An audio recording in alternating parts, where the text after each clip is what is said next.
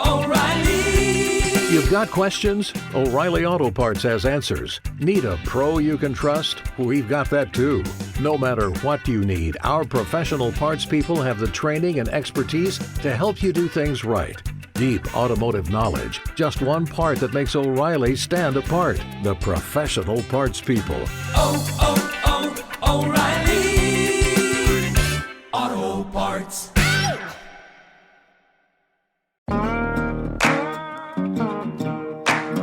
Real Life, Real Crime is a true crime podcast brought to you by Woody Overton and executive producer Toby Templey.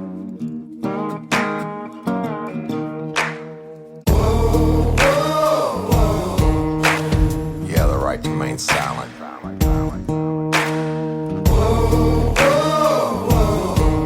Anything you say can and will be used against you in a court of law.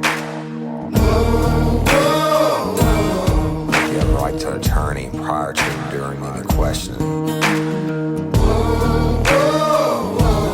You can't afford one, the court will appoint one for you. You understand your rights? Your crime spree was over, son. Yeah, you thought you had it licked, but Detective Overton made you sugar turn to shit.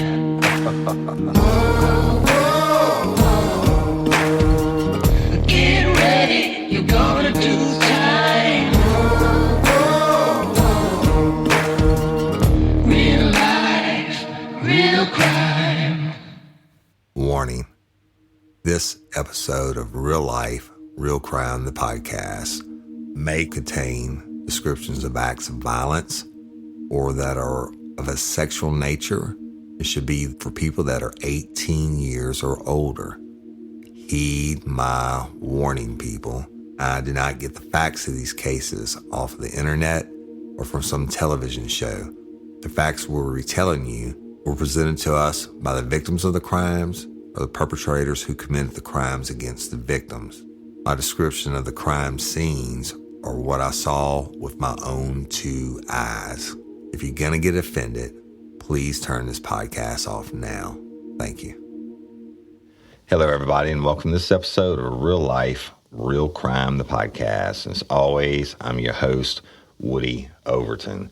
And y'all, real quick before we get started, if you haven't bought your tickets yet for the second annual Real Life, Real Crime Crew Bash, June the 19th at the world famous Texas Club, get them now. You got to go to eventbrite.com, type in Real Life, Real Crime, and it'll bring up the second annual Crew Bash. The tickets are $40 a piece. Doors open at 7. I'm going to take the stage around 8 and do a live, never before heard podcast. Adult and raunchy, okay? And so we're going to have a great time with that. When I get done, we're going to do the drawing for LOPA, the Louisiana Organ Procurement Agency. And what that is, y'all, or drawing lottery, whatever you want to call it, it's on all our social media. Go click on it, get your tickets now. The winner is going to receive a guided fishing trip, which is being donated by Captain Calvin Duvall of Duvall's Cajun Charters. And they get to bring a guest, and you get to fish with me all day long. And the night before the trip, Real Life, Real Crime will provide the winner and that guest with lodging, hopefully at the marina where we're going to launch from if they're not booked. But Real Life, Real Crime will provide the room. Captain Calvin Duvall of Duvall's Cajun Charters is going to provide the experience and the boat and all the equipment, everything we need. And then when you get done fishing and we're going to tear them up, you're going to have a ton of fish to bring home. Local Leaders of Podcast and Jim Chapman, the host, is donating 125 quart Yeti ice chest for you to bring your fresh fish home in. So that's over $600 just in itself, y'all. So those tickets are $15 a piece or $100 for a book of 10. It's well over $2,000 worth of not only monetary prizes, y'all, but you get that once in a lifetime fishing trip. It's going to be amazing. I've done this trip with Captain Calvin Duvall on the worst day of the year, and it was a blast. We filled up ice chests. So You go during the summertime or whenever the winter can determine whatever the date is. But if we go during the summertime or the fall, it's going to be fire. So, and then after I do the podcast, we will do the drawing live on stage. You don't need to be present to win. And then whoever the one lucky winner is, we'll announce their name, and then we'll give a check to the LOPA representative for the proceeds from this raffle or lottery, whatever you want to call it, y'all. But it goes to LOPA, and it's huge. They're a nonprofit Louisiana Organ Procurement Agency, and they save lives every day. All right, so let's get started on this episode, and it's kind of a continuation. It's the same bad guy from Cajun Killings, or whatever I named that episode last week. Same bad guy, but different crimes. And then, y'all, I'm raw and I'm unscripted and all that good stuff.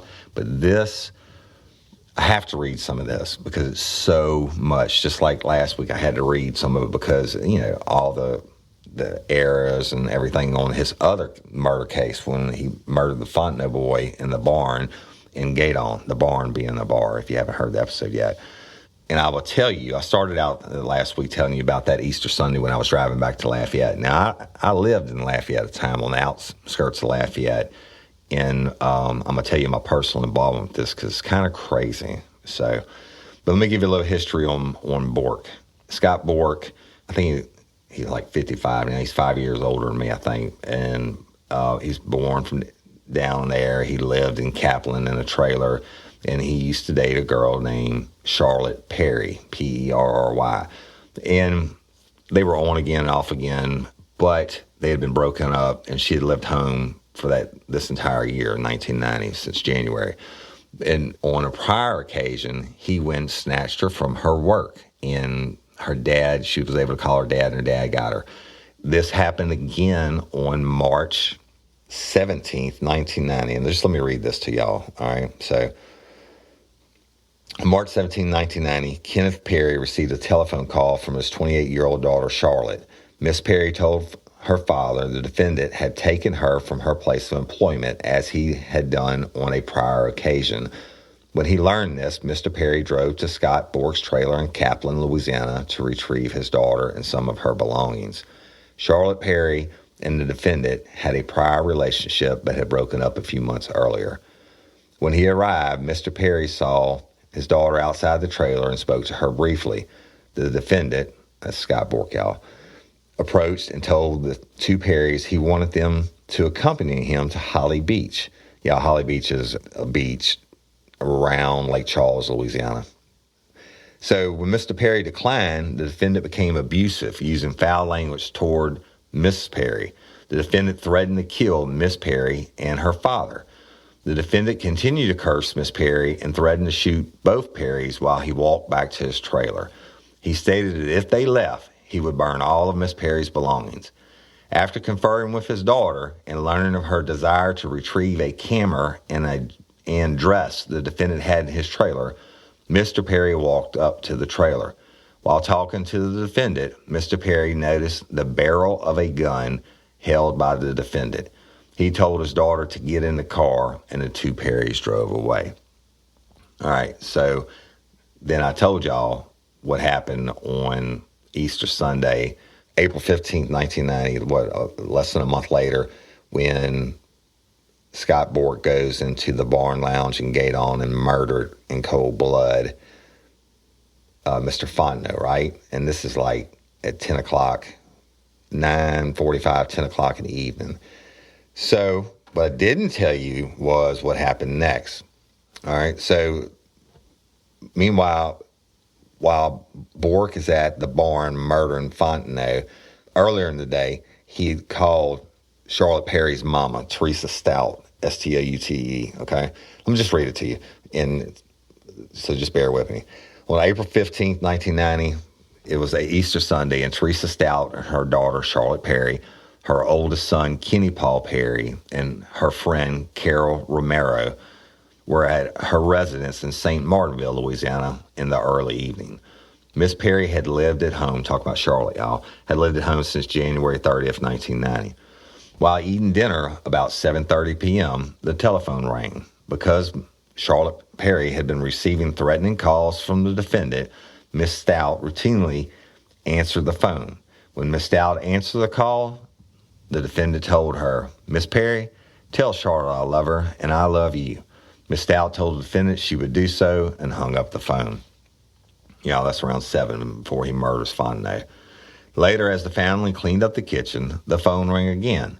This time, the defendant told Miss Stout, "Miss Perry, tell Charlotte I love her very much and this is the last day of my life."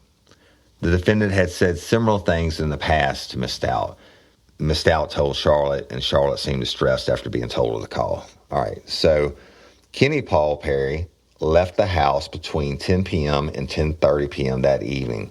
Miss Perry took a bath while her mother and Carol Romero went into a bedroom to watch television. At approximately 11 p.m., Miss Perry's 17-year-old, talking about Charlotte, y'all, it's Miss Charlotte's brother, Miss Perry's 17-year-old brother, Michael, came home. Miss Stout talked to her 2 children in the kitchen, but soon returned to the bedroom where she fell into a light sleep. Soon thereafter, Michael Perry moved to answer a knock at the back door while Miss Perry, who was in a nightgown, began to walk down the hall. Talking about Charlotte, y'all. The defendant was at the door. Without saying a word to Michael, the defendant walked past him toward the hall where he saw Miss Perry. Michael saw the defendant had a shotgun with a pistol grip and heard him command, "Charlotte, come here." Michael grabbed his keys, closed the door, and ran outside to get help. He drove his car to a nearby police station and told the officer on duty that there was a man with a gun in his house who would probably use it. After relaying his address, Michael jumped back in his car to go home. Meanwhile, Miss Stout, Charlotte's mom, y'all. Meanwhile, Miss Stout was awakened from her light sleep by scrambling sounds in the hallway in front of her room.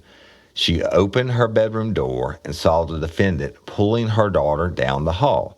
Miss Stout yelled at the defendant that he couldn't do this to her daughter, then grabbed on to Miss Perry and tried to keep the defendant from taking her. Because the 2 women were smaller, the defendant pulled both women down the hall and into the den. As the group passed the kitchen counter and entered the brighter light of the kitchen, Miss Stout was able to see a shotgun in the defendant's right hand and that his finger was on the trigger. Miss Stout looked at the defendant just as he raised the shotgun, placing it at Miss Stout's throat. Acting instinctively, Miss Stout grabbed the barrel of the shotgun and pushed it away toward her shoulder as the defendant pulled the trigger. Miss Stout heard her daughter scream while she was spun around by the blast, falling face down on the floor. Right before the defendant pulled Miss Perry out the door, Miss Stout heard her say, "No, Scotty, no, I don't want to go." Miss Stout, still conscious, tried to rise from the floor to follow, but was unable to do so. When she turned her head and looked at her left hand, she saw her thumb had been shot off. She believed she was going to die.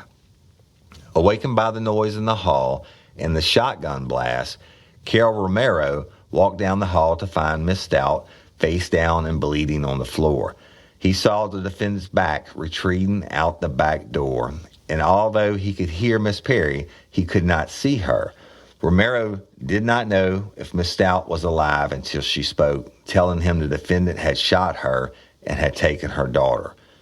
Romero told Miss Stout not to get up because she was bleeding and called an ambulance. He ran into the kitchen and brought back a kitchen towel to wrap her hand.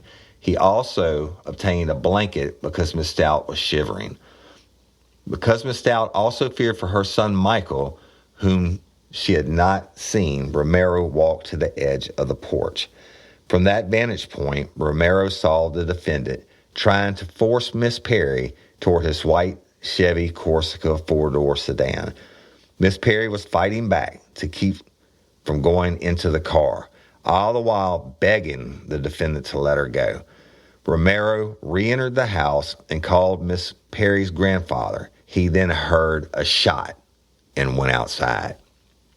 Michael Perry, who had just returned from the police station and had parked his car directly across the street from his house, saw the defendant just as he was forcing Miss Perry out of the house. Michael saw his sister resisting the whole way. When they were about 10 feet from the defendant's car, the defendant could force Miss Perry to go no further. At that point, the defendant let Miss Perry go and shot her with his 9mm pistol. Michael exited his car and started towards his sister. When the defendant looked over at the brother, Michael retreated back to his car. As soon as Michael retreated, the defendant walked back to Miss Perry, raised the pistol, and shot her 3 more times as she lay on the ground. The defendant then ran to his car, put the 2 weapons in the back seat, and sped away. By the time Romero came outside again, the defendant was walking back to Miss Perry. Romero saw the defendant use both hands to point the pistol and shoot the victim as she lay on the ground. He saw the defendant speed away and noticed Michael Perry was standing across the street. Inside the house, Miss Stout heard a shot, then 3 more shots. At the time, she believed the defendant had killed her children, Charlotte and Michael. But Romero ran back into the house to comfort her. Michael got into his car and followed the defendant to obtain the license number of the car the defendant was driving. He stopped at a gas station to write the number down, then went to his grandfather's house to tell him what happened. After that, Michael drove home and found police officers at the scene. Patrol Officer Cheryl DeJeter of St. Martin Parish Sheriff's Office was the first officer on the scene. She checked Miss Perry and found no pulse. After entering the house, she found Miss Stout lying face down and called for an ambulance. When Michael came in, she questioned him. As a result of this information, she secured an arrest warrant for Scott Bork. Other sheriff's officers arrived.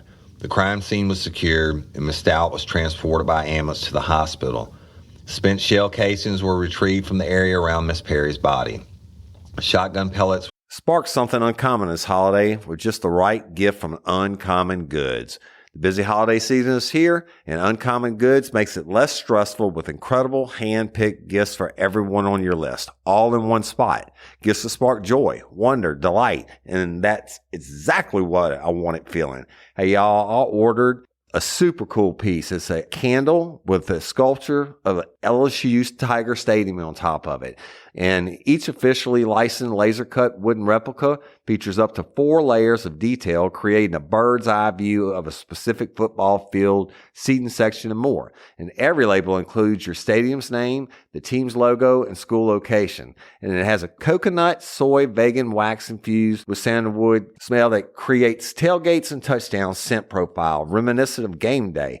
It's invigorating like fresh cut grass and nostalgic like smoke from a pre-game grill, and calming like the crisp autumn air of a new semester on campus. Y'all, I love it. I have it at the base of my TV, and I'm ready to watch the Tigers play on Saturday night, right?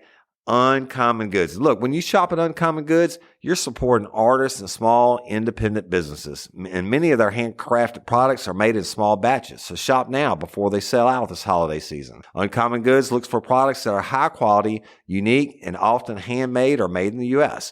They have the most meaningful, out of the ordinary gifts anywhere. They even have gifts you can personalize. From holiday hosts and hostess gift to the coolest finds for kids, to hits for everyone from the book lovers to diehard sports fans. Uncommon Goods has something for everyone, not the same old selections you can just find anywhere. And with every purchase you make at Uncommon Goods, they give $1 to a nonprofit partner of your choice. They've donated more than $3 million to date. So to get 15% off your next gift, go to uncommongoods.com/RLRC. That's uncommongoods.com/RLRC for 15% off. Don't miss out on this limited time offer. Uncommon Goods, we're all out of the ordinary. Hey, y'all, let me tell you about Gobble. All Gobble meal kits are pre-prepped. That means less work for you and less waste in your kitchen. Their meal kits include everything you need so you can save time at the store or just skip that trip entirely. I got the box in and I had 3 different meals. I had a Kung Pao chicken, crispy fish tacos, and a beef bourguignon, however you say it. But let me tell you about the classic beef bourguignon. Look, it came with beef pot roast and a beef broth concentrate, red wine demi-glace, cremini mushrooms, cipollone onions, mashed potatoes, baby carrots, and rosemary thyme butter. It was so easy to make. Literally like 15 minutes it took Cindy. And let me tell you something. And all the dishes were fire, but this thing was like a taste explosion in my mouth. It's just unreal. We've got to spend more time together and more time doing the things we love because everything came in this one single box right to my door. So see what a difference God will make for your household. Right now, they're offering my listeners a fantastic limited time deal. You get $120 off across 4 boxes plus free shipping and free cookies. And let me tell you, those cookies, I ate one that was sin baked and it was delicious. Go to gobble.com/reallife. That's GOBBLE.com/real-life for $120 off your first 4 boxes. This offer is not available on the home site, so don't miss out. This is genius. It's taste explosions in your mouth like you never had. Were found in the residence on the floor and in the walls, along with shot sleeve and wadding from a shotgun. Y'all, shot sleeve is just the shell casing, shotgun casing, shell casing. The evidence, along with the clothing worn by the 2 women, and 2 bullets later recovered from Miss Perry's body, was turned over to the Acadiana Crime Lab for analysis. In the early morning, now this is crazy, but listen to this. In the early morning hours of April 16th, 1990, Ian Robinson, a photojournalist from England, was awakened by knocking at the door of the friend's apartment in Merakey, Louisiana. Now, y'all, Merakey is a long-ass ways from St. Martinville, okay? Yeah, I mean, it's Interstate 10 all the way, but shit, it's, a couple hours at least, probably closer to 3. So, Bork believes he killed Stout and when he shot her with a shotgun, and he goes outside, shoots Charlotte Perry once, and then he stands above her and executes her, shoots her 3 more times.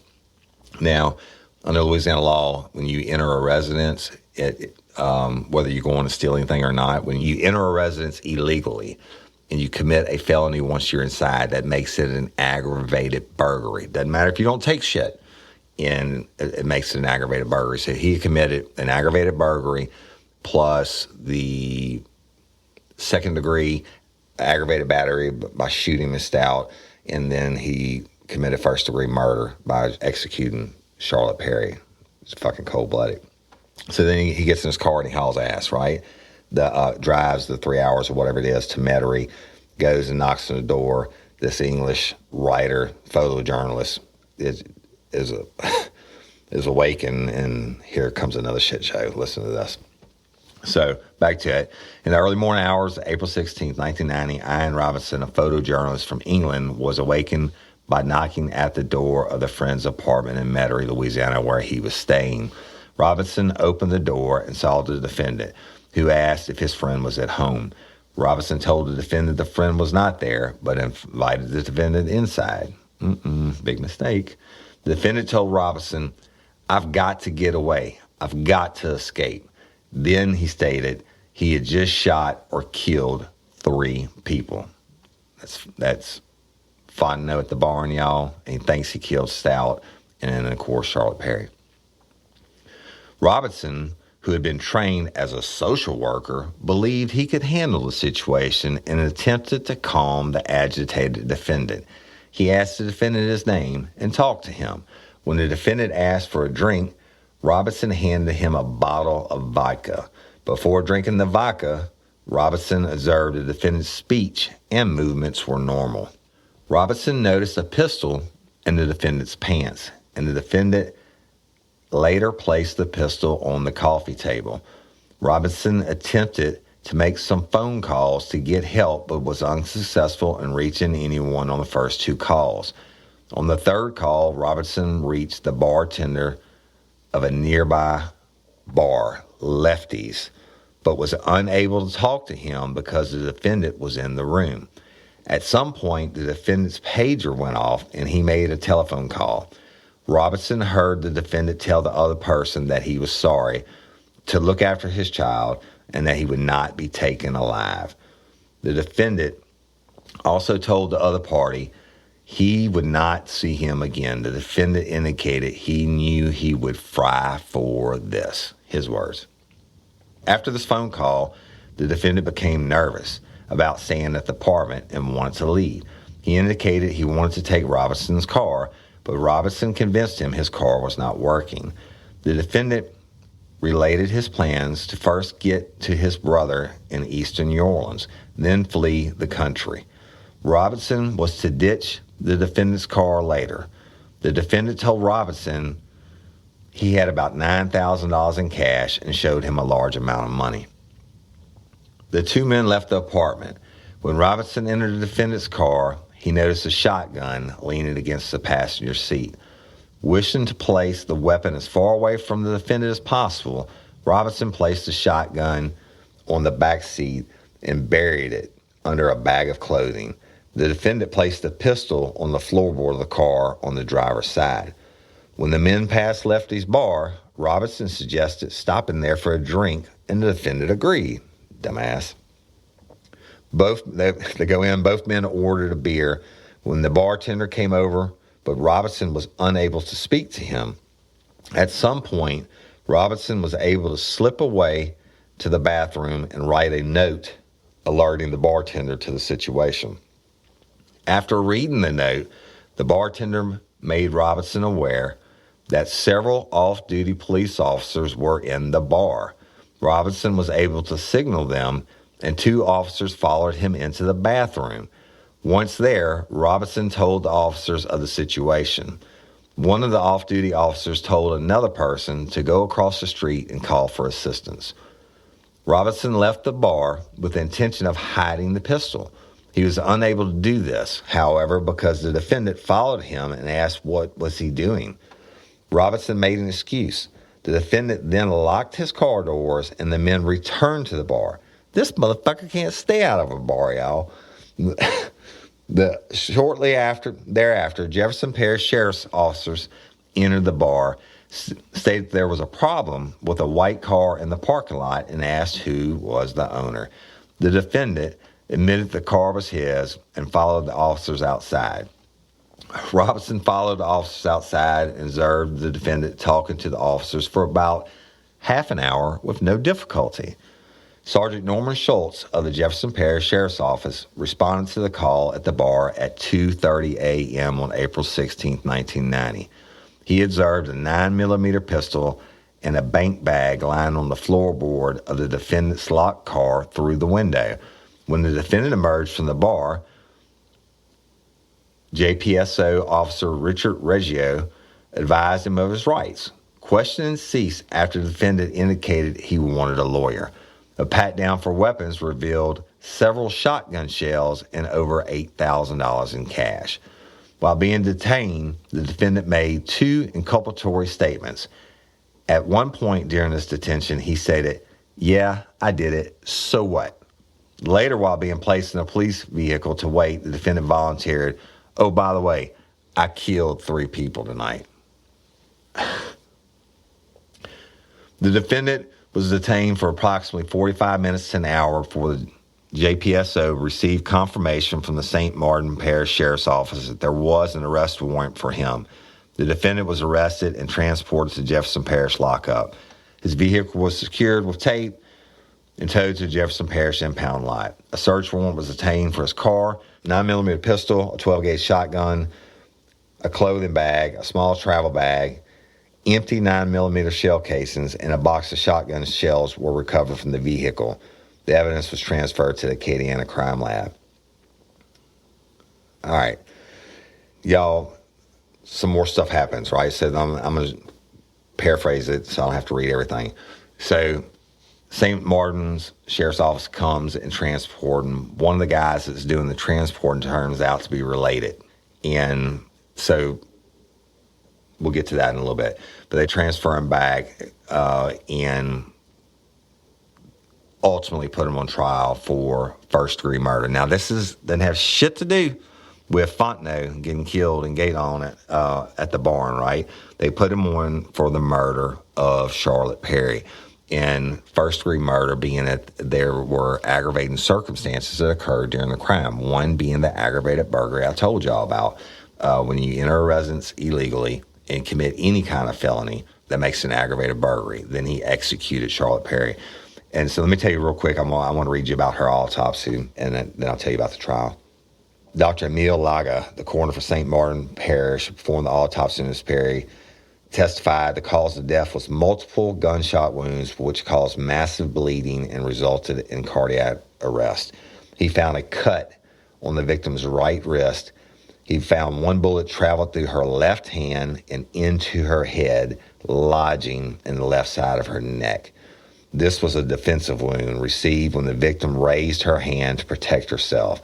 Although this wound was potentially fatal, it was not necessarily or immediately so. This bullet was recovered from the victim's body. Another bullet entered the victim's body in the right chest, passed through a lung, and exited through the victim's back. No bullet was recovered for this wound. Dr. Laga testified a person would not die immediately from this wound.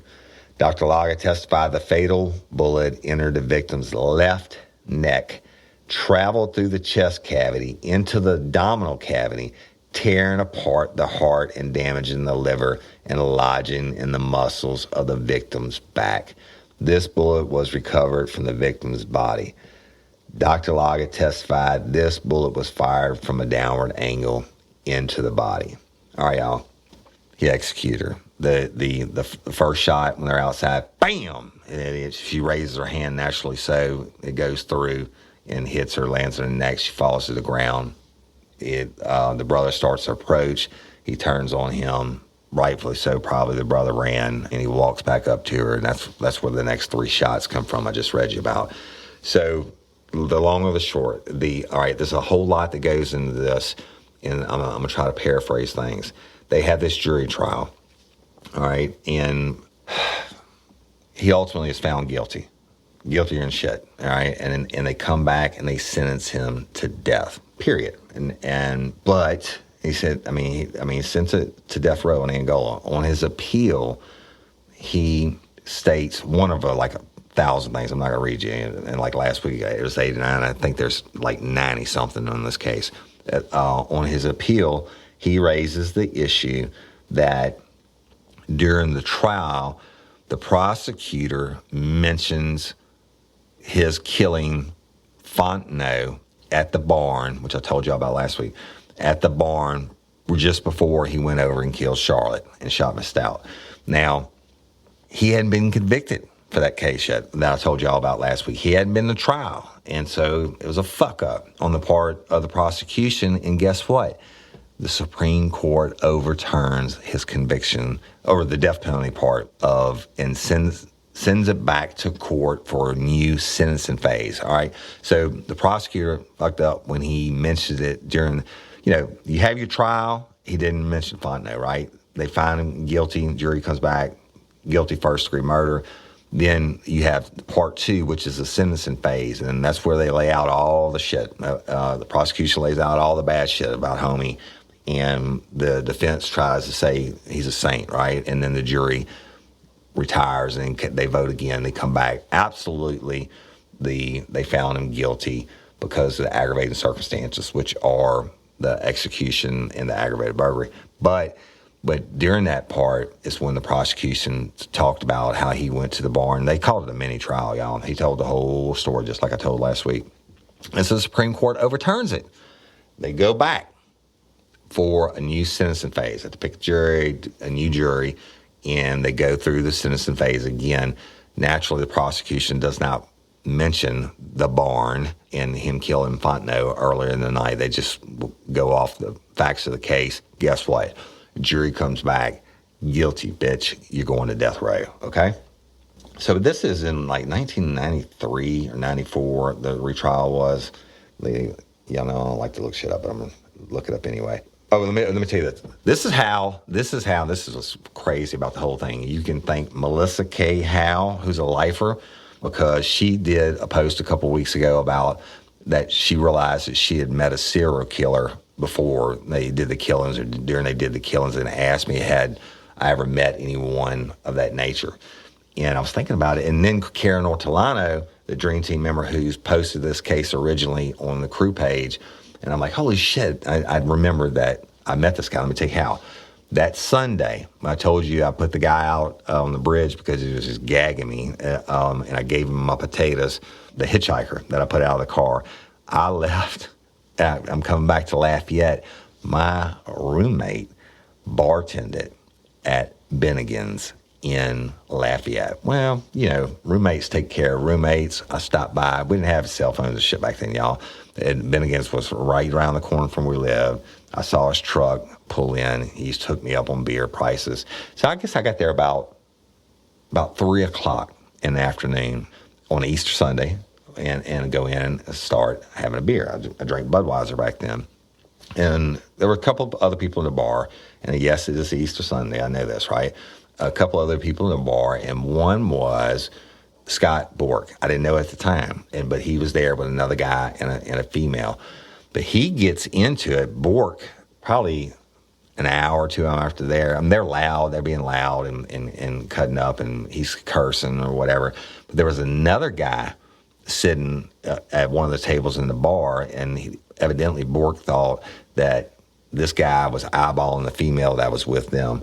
And so Bork was like, what the fuck you looking at my girl for? And da-da-da-da. I mean, like, wanted to fight, aggressive. My roommate gets the manager. The manager comes in and basically talks him out of the fight and makes Bork and them leave. And I don't know what time that was, but so I didn't know dick about it. I didn't, and we didn't have internet and all that back then. But a couple days later, I was watching the news, the local news in Lafayette. It's like only one channel, right? And that's when they told about the shootings that happened that night at the barn and how he executed Charlotte Perry. And then when they showed his picture, I'm like, fuck! And then I told him, I said, man, you got to look at this. And this dude left there and killed multiple people and tried to kill more, right? And they arrested his ass in Yon. So fucking small world, crazy world. And that's how I knew him. But now, when I started reading into this, after Kieran did it, wait until you hear the rest of this shit, okay? So I told y'all he went back for a second penalty phase, and that naturally they came back and sentenced him to death row. So that's in 1993 or 94. That's how long it took to get the Supreme Courts to say the first sentencing phase was bad, and they had to redo it. And by the time they redid it and everything, they sent him back. I mean, it's been like 4 years. Okay, so they sent him back. Now, what happened? Hey, ladies, are you feeling overwhelmed by hormonal changes?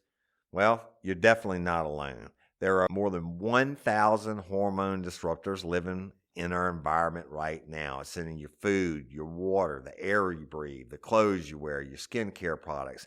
They all mess with your hormones. Then there's the natural hormone changes your body goes through, premenopause, menopause. And while it's a natural process, it doesn't mean you have to suffer through it. The good news is you don't have to suffer through it anymore, because now you have Hormone Harmony, a formula made only with herbal ingredients that are shown to reduce hormonal symptoms in women of all ages. Hormone Harmony is not just a hormone support and supplement. It's become a phenomenon. Women can't stop talking about it on social media. A bottle of Hormone Harmony is sold every 24 seconds. And the biggest benefit?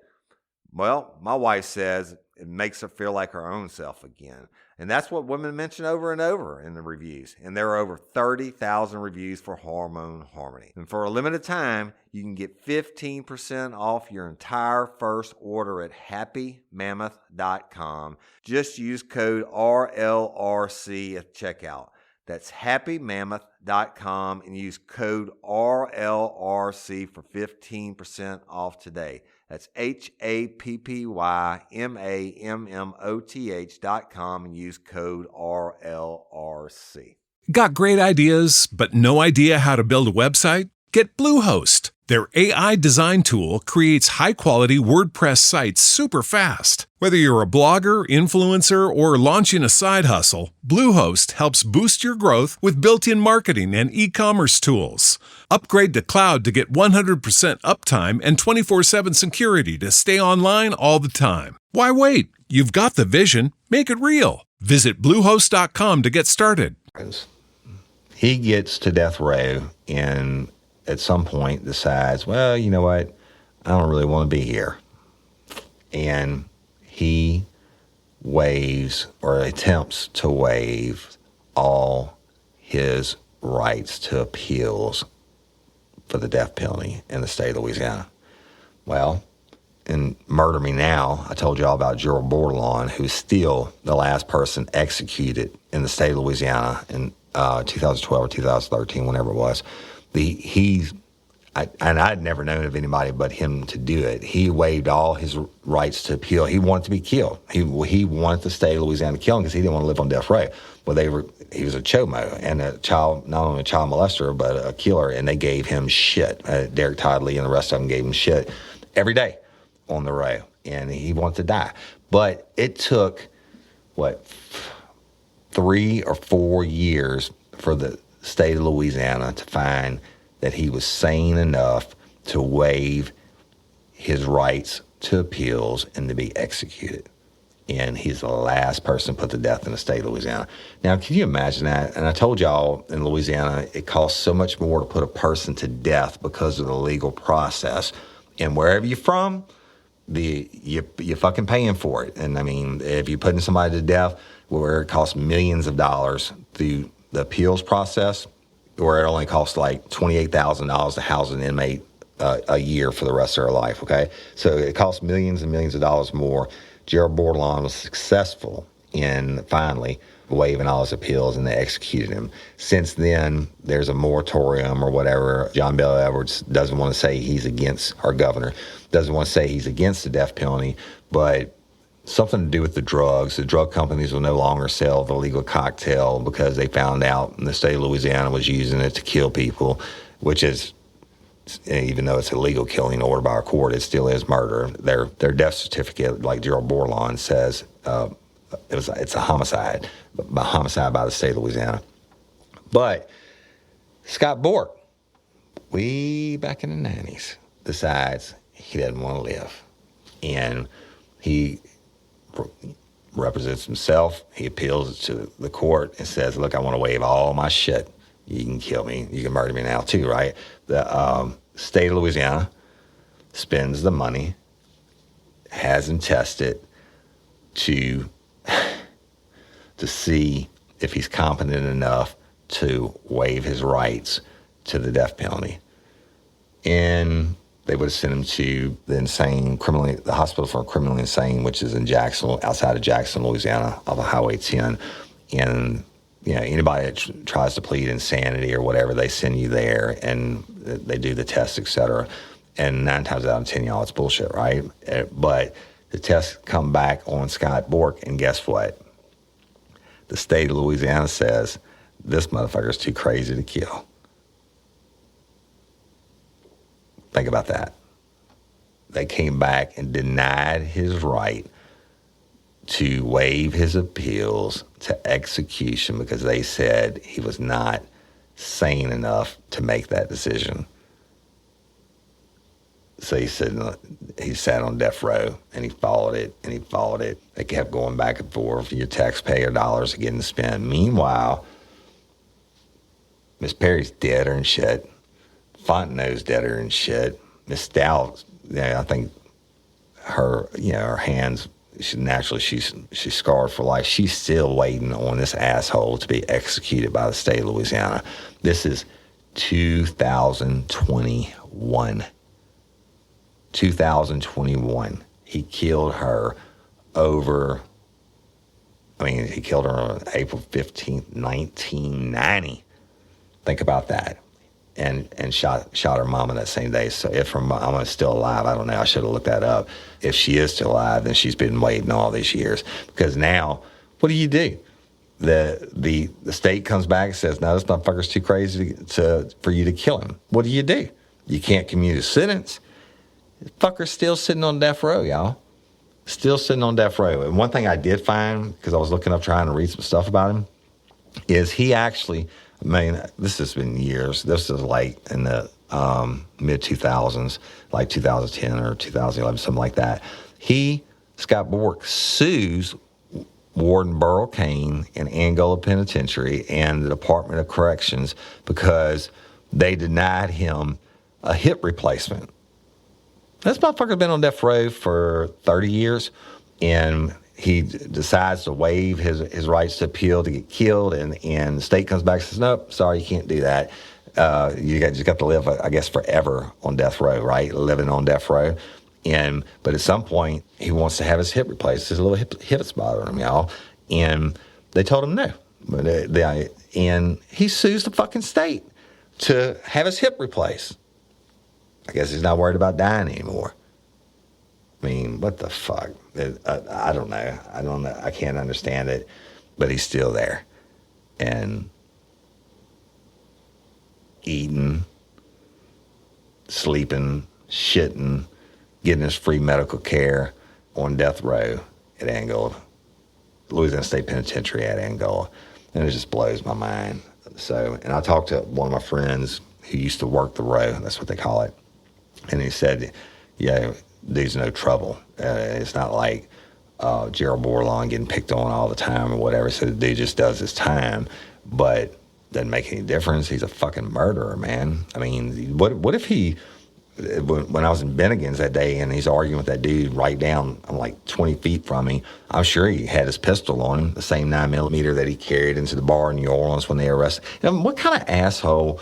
Okay, so he shoots his ex, executes her, shoots her mom with a shotgun, and then executes her, and then drives to New Orleans, and this guy just happens to be staying in his buddy's apartment, and he thinks, okay, I'll feed him some vodka, and he tries to secretly call the bartender, and whatever. You heard the story.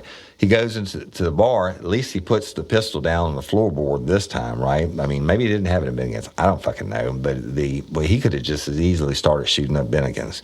But I tell you what, you'd never catch Woody Overton sitting in a bar or a restaurant when I'm not sitting in a back corner with my back against the fucking wall for situations just like this. But anyway, he's still there.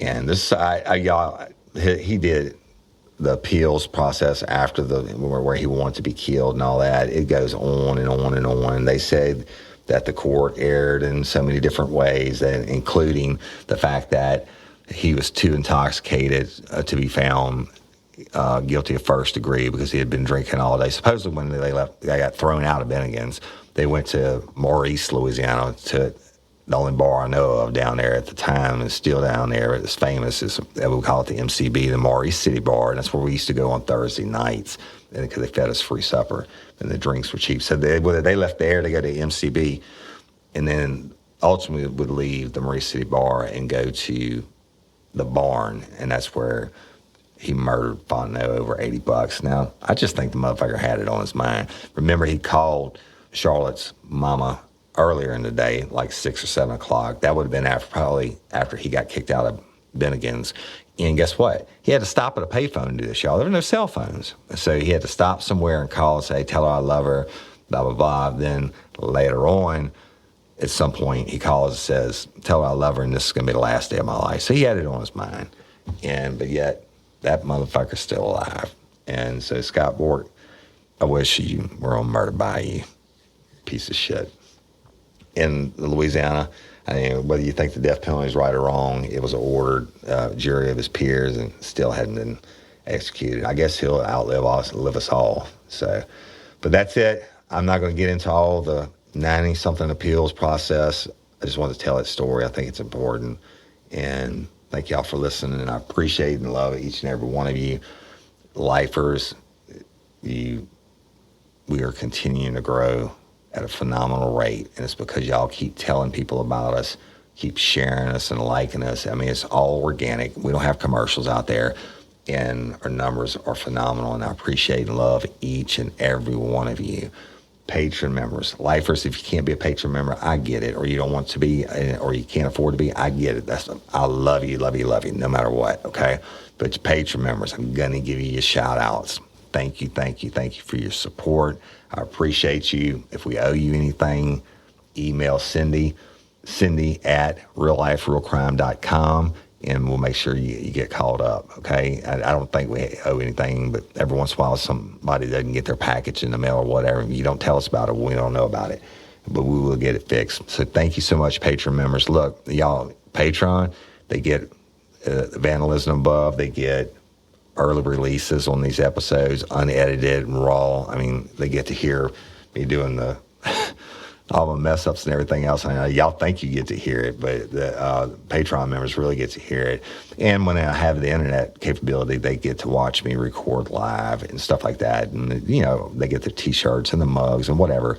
And, you know, the open container and above, get Discord added to that. And then it just goes up and up. So if you don't know about Patreon, go check it out. And then people are saying every day how they binged all the episodes and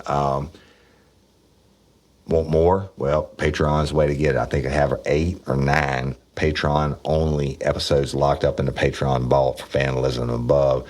And y'all, honestly, it's probably some of my best stories. Okay, this is shit that I don't want to release to the entire public. But thank you, Patreon members. Love you.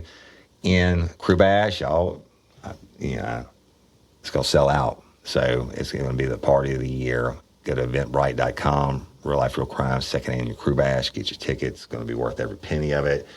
And our social media, Instagram at Real Life, Real Crime, or at Overton Woody, and all our Facebook pages, y'all, our crew page, Real Life, Real Crime, friends, fans, and crew has to be, I don't know how many, 35,000 or something by now. I don't even know. But I try to answer everybody on there, every single comment. And we have all our regular Facebook pages. We have a regular Real Life, Real Crime Facebook page that is not. Now, the crew page is a private group. You have to answer questions. You have to get admitted in, and it's all true crime. We try to make it all true crime so we don't get censored by Facebook. We have the Real Life, Real Crime Lanyap page, which is a private group also, but it has like 4,000 or 5,000 members. But you can go in there, post anything you want if you're a lifer. What you sell, what you make, videos, I don't care, anything you want to, and it's pretty cool. But now, you know, the latest kick is people have been posting their recipes, and so I watch all that too. But just check it out, and you know, if you have any likes or complaints or bitches or whatever, you can email me, Woody at realliferealcrime.com. Miss Barbara Blunt's case, y'all, getting lots of tips, and so please continue to send in your tips, and we're doing a hashtag Justice for Barbara Blunt, just like we do the hashtag Justice for Courtney Coco. The Livingston Parish Sheriff's Office are working diligently on Miss Barbara's case, but we need your tips. Send them in. No tip is too small or unimportant, okay? So just believe me. And I will always say, please send in your tips, because every time I do a broadcast and I talk about Miss Barbara Blunt, somebody sends in a new tip or a new lead. And I don't care if you think it's unimportant or stupid or trivial, or if you might think I've heard it 1,000 times. There was one sent in recently that I had never heard of. And so that it's something that has to be followed up on. And Toby Tom Play and I will be starting Don't Call It a Cold Case, and where we're going to cover the big show production on Miss Barbara Blunt to get it more attention. And then we'll start looking at some of these other cold cases. And I get requests from around the country and around the world every single day. I got a letter in from England the other day, and it was a lady talking about the tragedy that's part of her family, right? And she wishes I could look at their cold case. Well, I wish I could too, but I can't do everybody's. But we could try to bring some light to them on Don't Call It a Cold Case, and hopefully solve some using the lifers. So I guess that's about it, y'all. Crew Bash is another week or two away, and I am recording this early, so it's probably already sold out. Get your tickets. If not, either way, we're gonna rock the hell out of it. And LOPA, Louisiana Organ Procurement Agency. We are doing the raffle. Please go buy your tickets. $15 for one ticket, 10 tickets for $100, so $10 a piece. All benefits go to the Louisiana Organ Procurement Agency. That's for the guided fishing trip provided by Duvall's Cajun Charters, right? For the winner, a guest to come fish with me while Captain Calvin Duvall guides us for the day. At the end of the day, your fish are going to be clean, and you're going to get a brand new 125 quart Yeti ice chest provided by local leaders of podcast and their host Jim Chapman to bring your fish home in. So go get your tickets. They're on all our social media, etc. And don't wait on that. The winner will be announced June the 19th on the stage at the Texas Club.